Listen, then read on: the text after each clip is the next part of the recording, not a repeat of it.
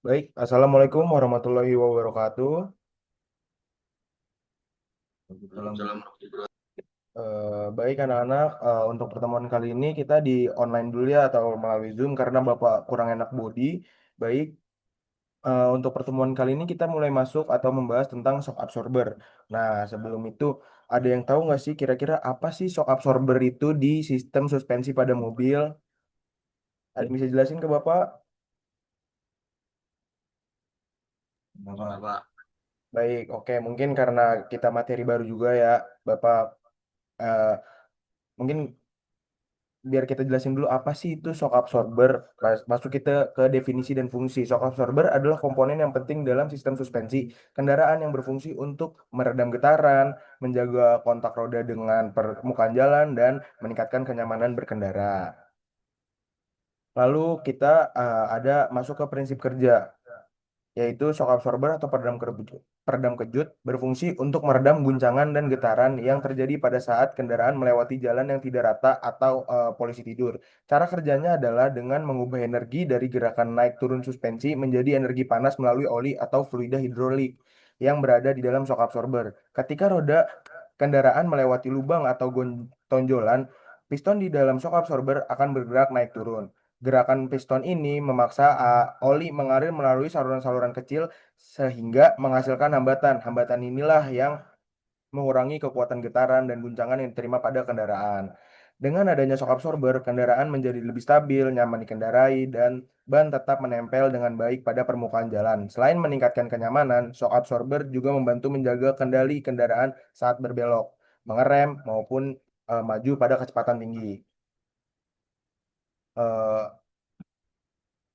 kita masuk ke jenis-jenis yang ada pada shock absorber. Terutama kita ada tiga jenis utama, yaitu pertama ada monotube. Monotube adalah shock absorber dengan desain single tube yang menggunakan tekanan gas nitrogen untuk meningkatkan performa, memberikan respon lebih baik saat berkendara. Yang kedua ada twin tube atau double tube. Twin tube adalah jenis shock absorber yang umum digunakan, menawarkan biaya lebih ekonomis dengan performa yang cukup baik untuk penggunaan sehari-hari. Yang terakhir ada gas field. Gas field ini adalah menggunakan nitrogen bertekanan yang mengurangi kavitasi dan memberikan penyerapan getaran optimal, meningkatkan stabilitas dan kenyamanan berkendara. Selanjutnya itu ada komponen-komponen utama yang ada di shock absorber. Eh, di shock absorber sendiri memiliki tiga komponen utama, yaitu piston rod, piston, dan silinder. Eh, Piston rod sendiri ini adalah batang penghubung antara piston dan bodi kendaraan, berfungsi untuk mentransfer tekanan fluida saat shock absorber bekerja, menjaga stabilitas dan kontrol kendaraan saat berkendara. Yang kedua ada piston. Komponen ini komponen yang bergerak dalam silinder berisi fluida, berfungsi mengubah energi kinetik menjadi energi panas, mengatur aliran fluida saat melakukan proses kompresi dan rebound. Selanjutnya ada silinder. Silinder merupakan tabung tempat piston bergerak, memfasilitasi aliran fluida hidrolik dan memastikan sistem bekerja dengan secara efisien. Penting untuk mendukung performa shock absorber dalam meredam getaran. Selanjutnya kita bisa masuk ke gimana sih cara menginspeksi shock absorber atau melihatlah kerusakan seperti apa yang ada di shock absorber. Pertama, itu bisa kita inspeksi atau melihat secara visual, secara fisik. Jadi kita lihat nih secara langsung apakah ada kerusakan atau kebocoran. Yang kedua itu uji pantulan untuk menilai respon shock absorber selama penggunaan. Dan terakhir ada itu uji jalan untuk mengevaluasi kenyamanan dan pengendalian dalam kendaraan. Terus tanda-tanda apa aja sih ketika shock absorber mengalami kerusakan? Eh, Ketika kendaraan memantul, kendaraan bergetar berlebihan saat melewati polisi tidur. Itu mungkin menandakan kerusakan pada shock absorber yang perlu diperiksa. Kedua ada suara aneh, suara berdecit atau clunking saat melewati jalan tidak rata dapat menunjukkan masalah pada shock absorber yang membutuhkan perhatian segera. Lalu ketiga ada kebocoran oli.